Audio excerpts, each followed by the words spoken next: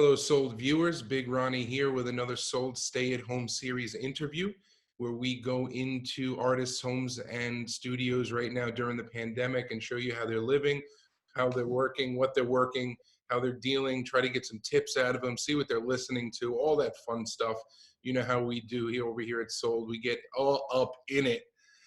Before we bring in today's guest, I'd like to plug our Patreon page, patreon.com/Sold Magazine. Please consider supporting our endeavors as we continue to grow, and definitely go to artists' websites and web shops and take a look at what they have for sale. If you can swing it, reach out for a commission.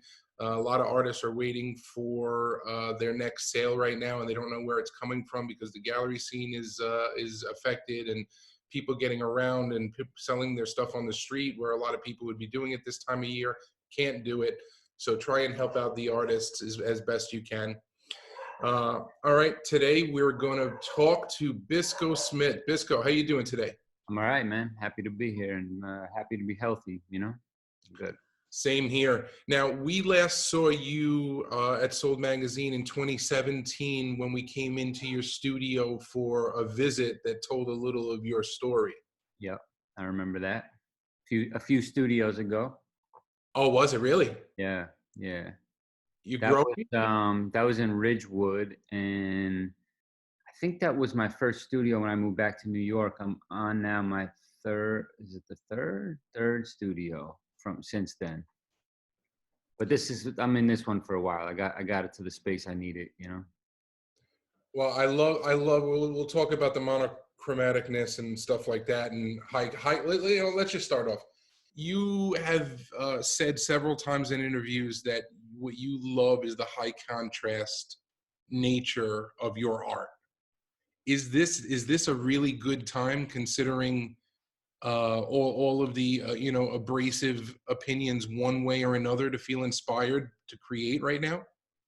I mean, it's interesting. I made some artwork at the beginning of this whole pandemic, and it was all color. And it was the first time I just put out color and explored it that deep, because I felt like maybe, I don't know, I just honestly felt like using color. And what used to happen is I would put a black and white piece next to anything color, and it just wouldn't do it for me. Like the black and white took over. Nothing looked as dope as black and white. Nothing felt as good. And for some reason, now I feel like I'm looking at color. Like you can even see in the background, there's like some blues happening, and I'm looking at that, and it might be more attractive to me now and feel better to me now. And I don't know if it's pandemic or my wife and I just had a son right before this pandemic, so that changed a lot in my life and put some light and color into life. And I'm not sure, but I'm just feeling color more now, you know? Well, that leads into one of the other questions we always ask is, what are the changes during lockdown, and what are you doing with your time? Are we doing standard pieces, commissions? Are we working on new things? Like, what's the plan over there in well, when this thing started, I stayed home. Like I really was home a lot. I tried to I should say this. Let me backtrack. Like we had our son in February, early February. So we were kind of locked down anyway, all through February. March came. I tried to go back to work. I started hitting the studio, and then this whole thing happened. So I was really scared to bring anything home to my family, and so I stayed home for a month or 6 weeks or something. And while I was home, I made a body of work that I called Sunshine and Sirens that was very colorful, was reflective of what was happening. Like, I don't know where you're at, but I'm sure you were feeling this too. Like, it was so nice out, but the sirens were like booming. Like the background on my window was just sirens all day. So that happened, and I started making works on paper, basically, like smaller pieces. And all those found homes, which I'm very fortunate for and grateful for. And I got some commissions, which is why I'm back in the studio, and some things for some other galleries I'm working on. And as artists, man, a lot of times I think I work to work, and then the money and economy and all that shit happens afterwards. So it's a good space to just be working and making things and not worry about the economy afterwards, And so I'm trying to find that balance between like delivering some commissions, some gallery shit, but also just making art, for the sake of making work. Now, it's well known that a lot of your work is hip hop lyrics. Yep. Are they mostly other people's lyrics or your own? No, never other people's lyrics. I always like I approach it.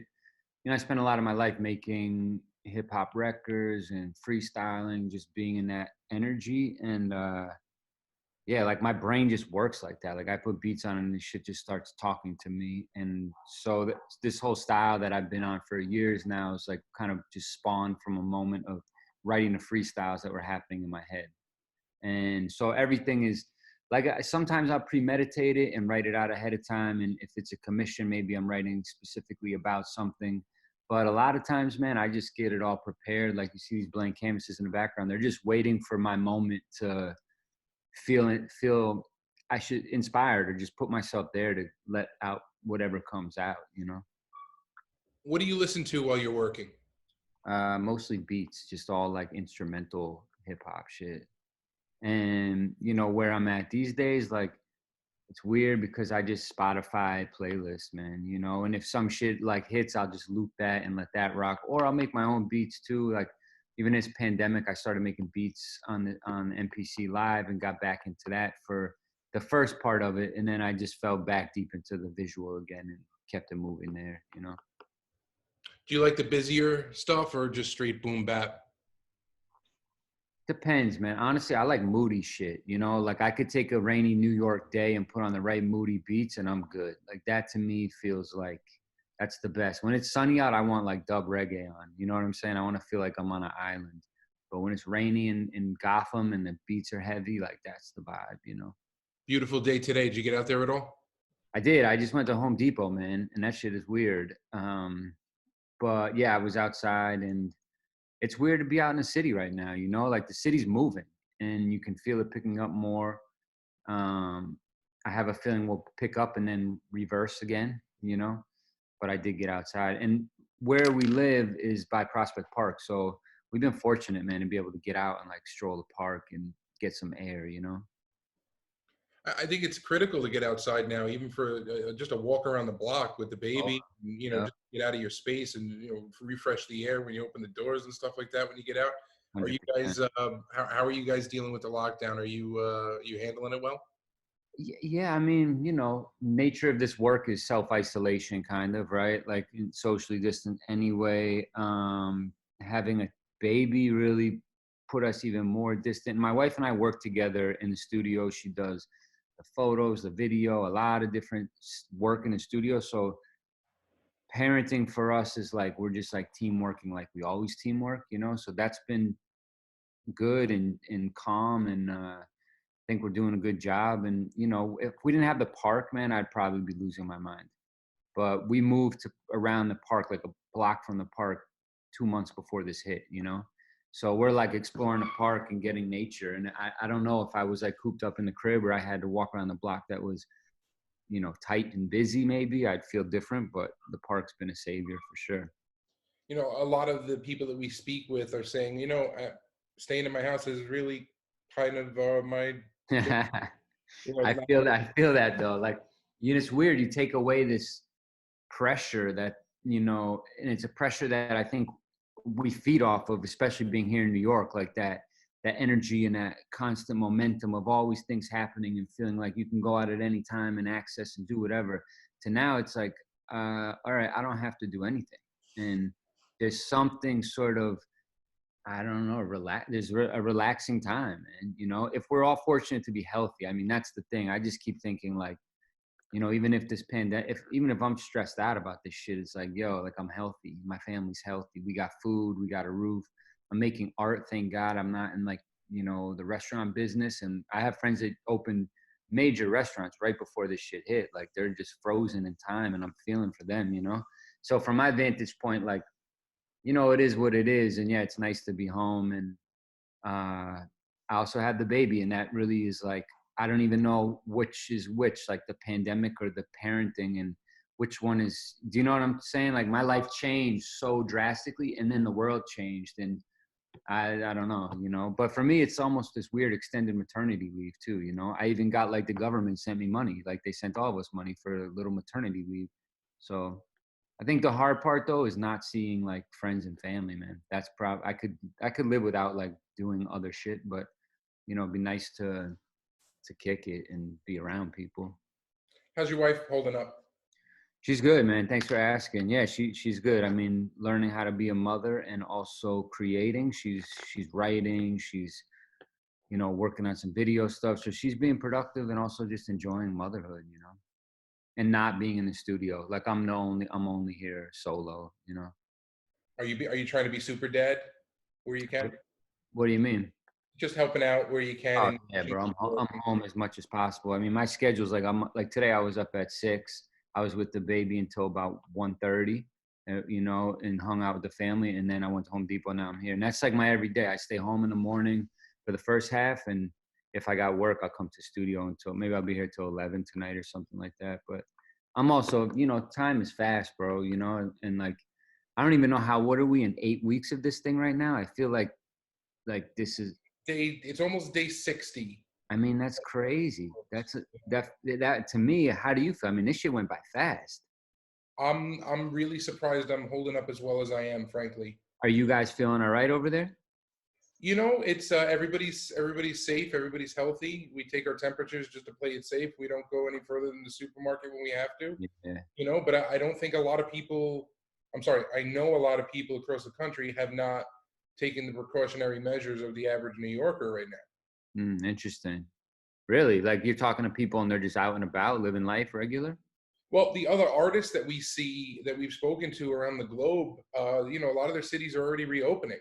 It's like Mhm. they feel like they beat the crest, and now we're just going to see what happens next. And we really don't have Yeah. a lot of data to support it. It's scary stuff. Yeah, yeah. I mean, wave 2 is coming. There's no question. I think. I hope not, but feels like that's about to happen. Yeah, I missed the governor's brief today. I don't know if we were under 200 daily deaths again, but it seems like New York's numbers are continuing to go down because we're taking it seriously, and the Yeah, rest of the country is going up because they're not. yeah, yeah, But let's talk about that. One of the things that I was doing a little research on you, and a video you said, you love the energy and the motion of New York. yeah. So what I do we? know, bro. I've thought about like this shit got me thinking about moving out of New York. You know what I mean? Because first of all, I'm looking out my window, my neighbor's nice backyards, and I'm like, fuck, dude, why don't I have a nice backyard? I can move upstate, right? But then I'm just trying to remember, like, this place will move again, and once it moves again, it'll be as magnetic and as electric as it always is. And yeah, that to me is like, I sometimes feel like a shark. You know what I mean? Like you just got to keep swimming and keep moving, and New York is perfect for that. I'm not good at sitting still, so I feed off that. And I feel like when you leave New York, I don't know how you feel, but I'm just like tired, man. Like the energy out here just keeps me so like hyped up and charged to keep working. And there's no ceiling. You can achieve anything here. And as creatives, we can just like connect and build and create. And really, it's nonstop and it's as big as you want to make it. And I think that's special. So right now, yeah, like what I love about New York is not happening right now. And even like more than that, what I love about New York right now is what's bad about New York. Like I don't want to be around people. You know what I mean? Like if normally it's like, oh, dope, look at all these different people from everywhere in the world. It's amazing. And now I'm like, oh, yo, stay away from me. Put on a mask. You're like, we're all toxic in our own sense. So it's actually really anti New York. I'm feeling in terms of that energy. But like we're New York, man. We're humanity. Like even if this is 2 years or 3 years or 4 years of back and forth, we'll get ahead of it for sure. I don't know how bad it will be, but you know, such is life, man. Is any of the current situation creeping into your lyrics, into your work? Yeah, I mean that sunshine is the sunshine and sirens thing was a whole reflection off what was happening. I did a whole nother body of paperwork that I'm yet to like share anything, but I will soon. And it's all more of like how do I say it? It's like phase 2 of my thinking. First was like positive, then it was like, oh, this shit is crazy. And I could feel like the strange days and like a darker period set into my mind, and the work sort of reflects that. But yeah, there's no way I can't not like all my work is so current.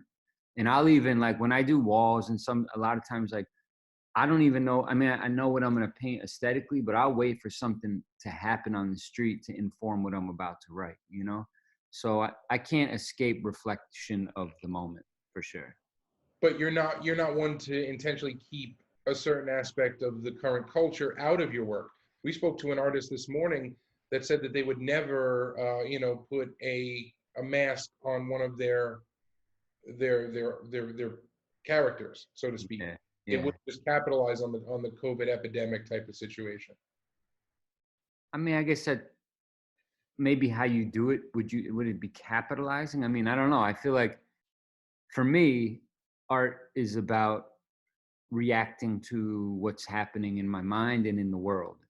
And ideally that reaction has some light in it so that that energy is reverberated in like a positive intake, right?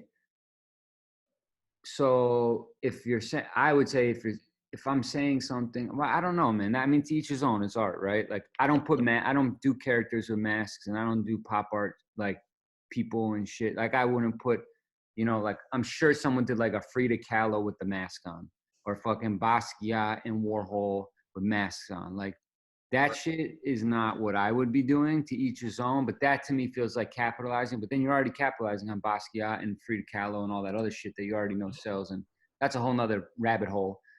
But I think we should reflect on what's happening, man. Also, even deeper than that, like his history. You go to post World War. You can see like where abstract expressionism came in, where a lot of art movements happened post change in the world. So if you're not really reflecting what's happening in the world, I mean, what context does art live in? And I feel, like I would like my work in 200 years to live somewhere that is like this shit was made during the pandemic of 2020, and it reflects that, and you can feel that. But that's me. So Well, let's talk about the overall feel of your work, because if you look at this piece right here, yeah, this is one of our favorite pieces in the house. We got it after the I print. I love that you got that up there, man. Thank Oh you. yeah, and we didn't do that just for you. That's been there. All Uh, right. Well, and when people come in the house, that'd be funny if you changed that out every time you spoke to someone. oh, I'd be a corny asshole if I did Yeah, that. I dig it. You know, but what I love about that piece here is that when people come in, they try to read it, they make out a couple of words, Yeah, they say, "What does it say?" And then they know in their head the rap lyric it came from, but obviously it's not. yeah. Well, it's not from a rap lyric.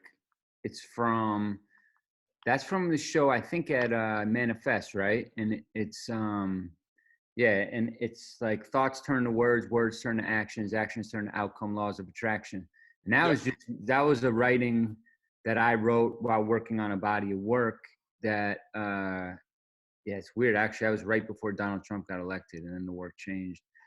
But yeah, I mean, there's something for me too that I don't like to tell all the time what the work says, because I'm into that, like, a lot of work you can just feel the aesthetic and you feel it. And I think that's level one for art is how does it feel, right? And level two is like understanding it and trying to pick it apart.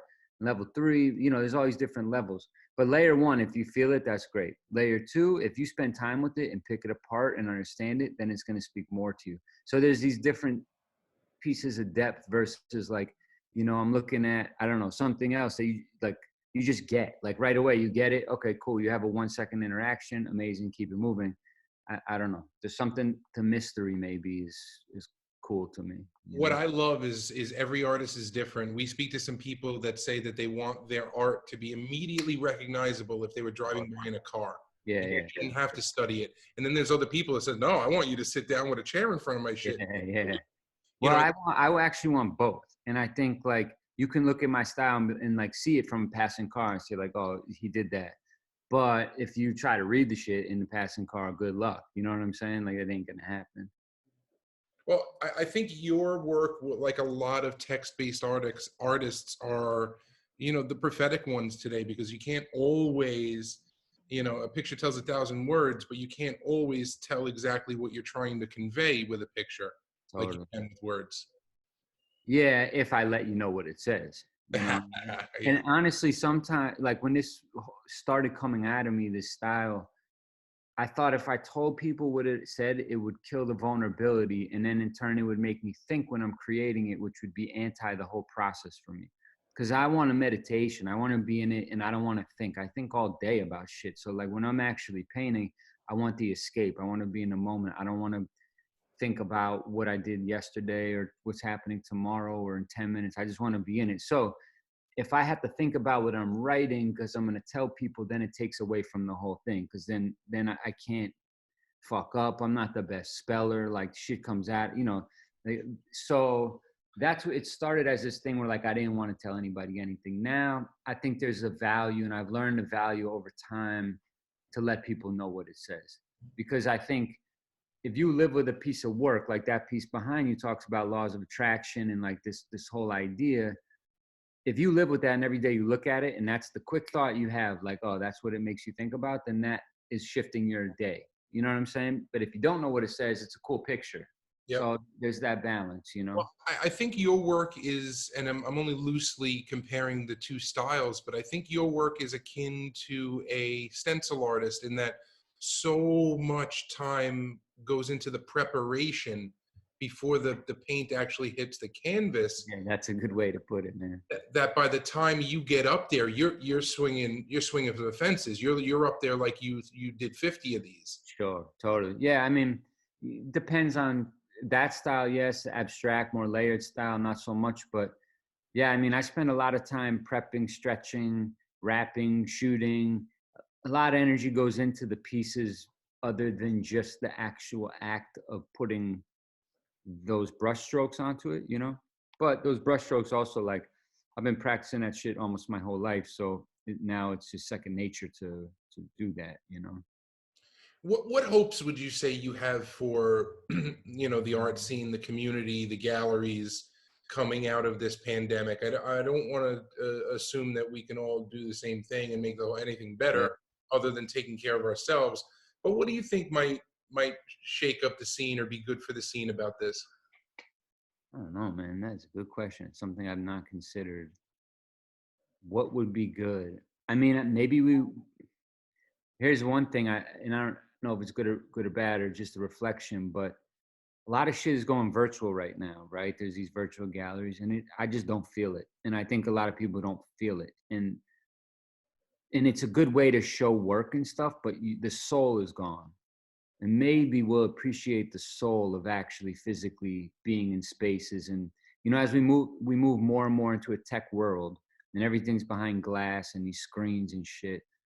For us, you know, we gather, we appreciate the arts, but I think even beyond us, there's certain things you can't replicate, and that's like soul of being around people, soul of seeing the brushstrokes, soul of the work and everything that builds around that. So maybe we'll appreciate things more. Maybe people will reflect more. I don't know, man. I also see like us going completely virtual because I'm like anti FaceTime until this whole shit.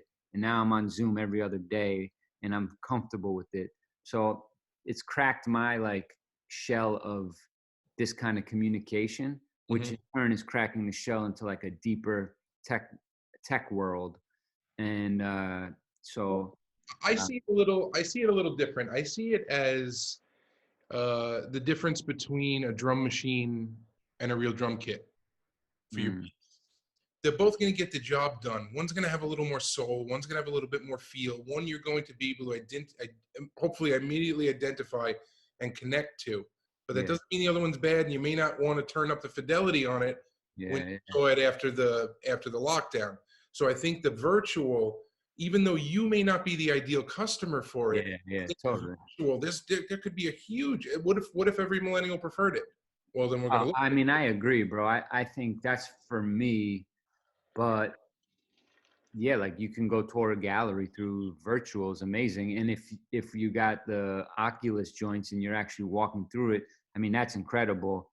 And I think we're moving. I mean, you and I could build a 10-story gallery digitally, spend nothing except programming money, and then have the biggest exhibitions in the world and get 7 million people to walk through it on a Tuesday night.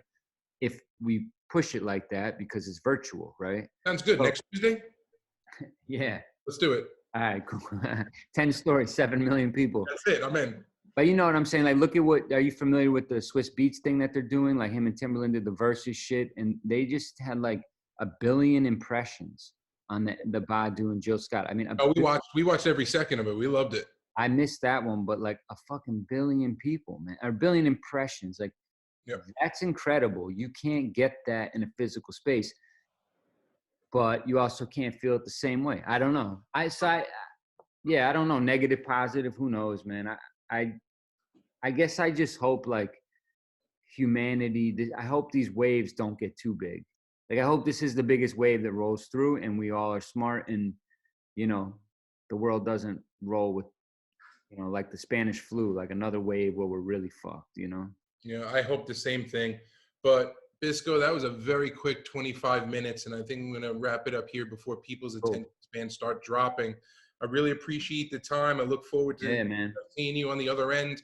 I want you to say hi to Matt and Sen and everybody, and I will for you know, sure. just keep your head up, play with that baby, and Thank you, bro. hopefully the baby never knows about any of this crazy shit. Yeah, born into a pandemic. Well, I appreciate your time, man. I appreciate you guys setting it up and just keeping the light shining on the artwork and the artists and the community. And yeah, I look forward to seeing you guys when this is all over. And stay safe, stay healthy, and stay sane, man.